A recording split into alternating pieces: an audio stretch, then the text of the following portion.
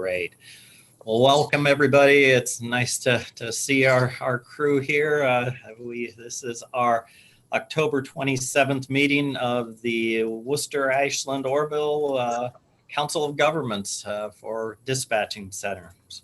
So we are missing our secretary and Linda Paulo. She's off today, so I've tagged him Mr. Montgomery and asked if he could help us out in that. So Joel, would you please call the roll for us? Okay, Rick Anderson. Here.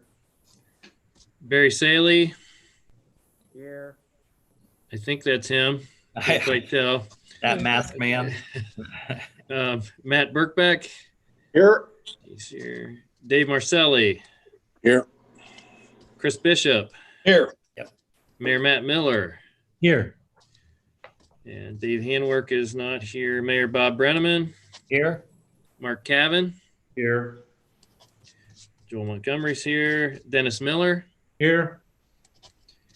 And Steve Wheeler. Here. Okay. All right. We definitely have a quorum, so we can move forward with our meeting. All of you should have gotten the packet from Rhodey for our meeting today, and in that was our minutes from the August 25th meeting. Would someone like to move their approval, or have people had a chance to look through those, or any corrections or deletions? Move to approve. Wheeler. All right. Thank you, Steve. Is there a second? I see Barry Saley seconds. Any observations, or is everybody ready to vote? Looks good. All in favor of approval of the minutes as submitted, please say aye. Aye. Aye. Any opposed? All right, those minutes are approved. With that, we'll turn to Mr. Dordia. There you are, Andre, for the financial. And I know he's already explained he's on one of these teleconferences for continuing ed credits. So he's probably going to do the financial and then have to head out the other side. And we can always get him back if we have questions. But Andre, I'll turn it over to you. Okay, thank you. I emailed out the statement of receipts, disbursements, and changing that position through the end of September earlier today. But just to recap, for the month, we had about just under 78,000 operating receipts for the month of September. And we had operating disbursements of just under 107,000. That left us with about a negative change, net position change of about $29,000. On year to date, we have brought in $986,500, and we have spent about $1,018,000. And for the year, we have a negative net change in that position of about $31,900,000. Just to remind you all, the reason for the differences is again timing. For example, October this month is a 3-pay month, so we will probably have a pretty decent December, because we'll probably get most of the October billing in the month of December. So December, you might see a big swing when you look at December financials. In other words, you might see probably a positive change in that financial position. But that's the whole difference is just about an issue of timing. That's all. Andre, we're also missing a receipt from 911, correct? And we'll probably get 2 of those here coming up. Yeah, that's an amount of about $76,000 there if the governing board votes to do that disbursement. So that would take up the deficit that's showing right there. So, all right. Any questions or concerns? Right. Would anybody like to move the approval of the financial statement? Okay, Barry Saley moves. Is there a second anywhere? Okay, Rick Anderson seconds. All those in favor of approving the financial report submitted as is with the comments that were made. All those in favor, please say aye. Aye. Aye. Any opposed? All right, the finances are approved. Andre, you can go on to greener territory, and I'll text you if we need you for anything. All right. Good deal. Thank you. All right. Then operations report. Mr. Rhodes Walter. I know you're in there someplace. There you are down at the bottom. Go ahead, Rhodey, with your operations report, if you would. Certainly, Mayor. I made available on Curio, both in the months of September and October, our operations activities summaries. As you can see, we've been very busy, which is a good thing for us. I tried to highlight all of the specific areas that have impact for each of our stakeholder agencies, as well as some of the housekeeping items that we have. As I did provide those ahead of time, I didn't want to belabor our meeting today by going over every individual aspect. But if anybody on the floor has questions related to anything that I have given out, I would be glad to take that now and try to provide resolution for you.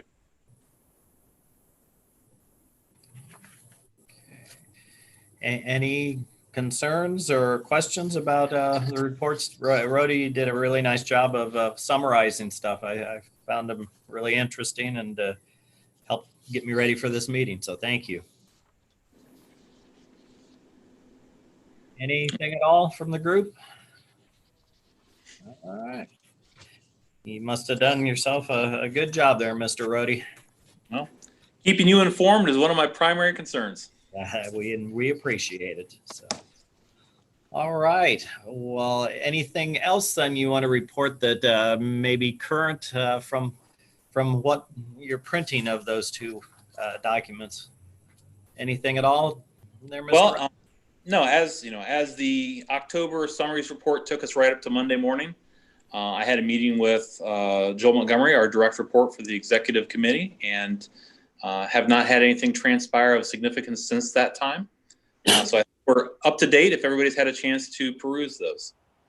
Okay.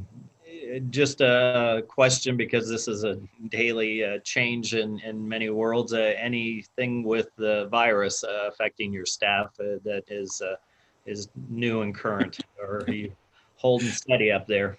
Well, I will say that the numbers that are coming through of positive tests within our communities is astonishing. We are certainly have moved beyond what was considered the peak period, previous this spring, and have bypassed that now, or surpassed that now. So I spend a solid 2 hours a day putting in positive test results as warning tabs for our first responders. And the numbers just continue to climb. So that's discouraging. And I have been an advocate of being conservative and reminding my staff that, as much as we try to do here, it's the choices that you make in your personal life that impact our ability to continue to serve effectively more than anything else. We currently have one staff member who is off. His spouse tested positive. He tested negative. However, he has to go through the CDC quarantine timeline of no symptoms before he can return to work. So we are working short because we do have one member whose family was affected by COVID-19 and are awaiting hopefully a positive return for him with a negative testing later on. But this drives home the fact that, we're a small organization, and when you start tracing back to the number of people that you touch, 3 to 4 days prior to any symptoms coming about, it can impact our organization significantly. So we need to be very diligent about making good choices, making conservative choices. And I know that everyone is tired of the pandemic and the constraints that it puts on us, but we serve a higher purpose. Well said. Well said. All right. Anything from the group before we are going to have to go into an executive session to discuss personnel matters? So, but is there anything, any questions or concerns of the group that you would want to get out on the floor before we adjourn to executive session? All right. Well, John, then we will have to get a motion to go into executive session to discuss personnel matters. And at that point, can you pull us off of the live feed then? I can't, you're muted. I'm setting up the room right now, and yes, I will get us into it as soon as I get it set up and you get the motion. Okay, sounds good.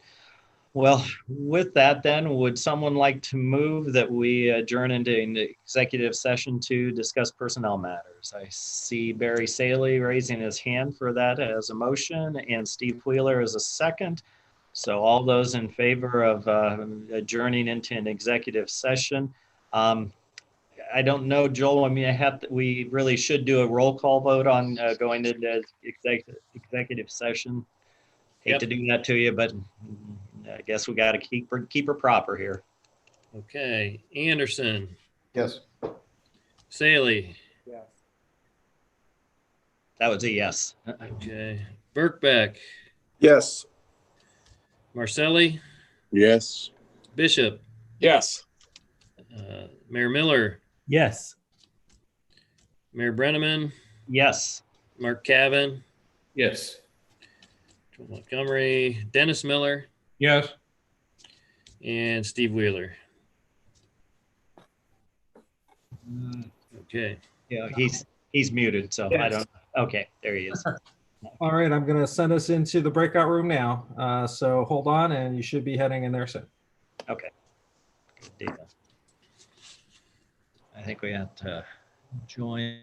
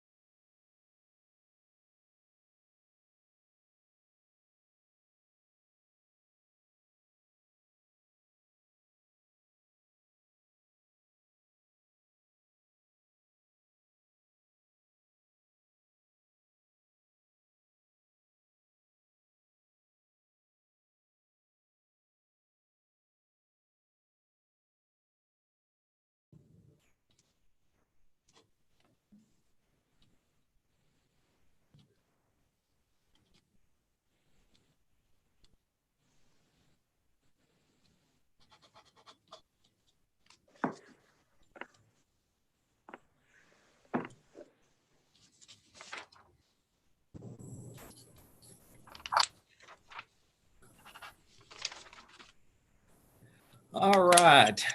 Good to see everybody back in the regular session. So it was moved and seconded, and all parties voted yes to return to a regular session. So we are back in regular session of the Worcester, Ashland, Orville Council of Governments. Is there anyone who would like to make a motion as far as the things we discussed in executive session? I would like to move that we accept the proposal as submitted. Okay. Proposals as submitted. We talked actually two proposals. One is for our collective bargaining agreement with the union. That would be one motion. And the other was in discussion about the director's position. So do we need to divide those and have two motions? I think probably it'd be clearer that way. So which one would you like to move there, Chief Marcelli? The director's pay. Okay. All right. So all those, I need a second to that. Barry Saley, I see. So Chief Marcelli has made the motion to accept the recommendations as far as the director's pay, and Chief Saley has seconded. Any questions or concerns? All those in favor of accepting the director's compensation and any other stipend that might go with that, please say aye. Aye. Any opposed to that? Okay, thank you, Chief. Appreciate it. Now, as far as the collective bargaining group, the rest of our employees, is there anyone who would like to make a motion? All motion. Okay, I think I saw Chris Bishop move first. Is made a motion for such? And Barry, are you seconding that motion? Okay, sounds good. All right. So, any questions or discussion about 1-year extension and compensation appropriate for a 1-year extension to our collective bargaining group, our dispatch center employees? Any question? All right. Well, all those in favor of accepting the 1-year extension and the compensation included with that and stipend, please say aye. Aye. Aye. Anyone opposed to that? Okay.